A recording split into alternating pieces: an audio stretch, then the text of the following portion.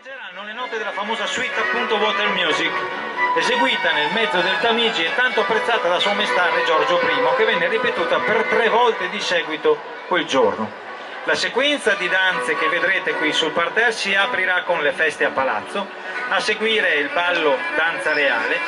un minuetto e per chiudere la danza degli specchi, sinuosi movimenti tra dame e cavalieri che si rispecchiano l'un l'altro in un vortice di allegria e piacere. La piazza è per loro, il divertimento è per voi, signore e signori, le maschere di Mario del Settecento veneziano.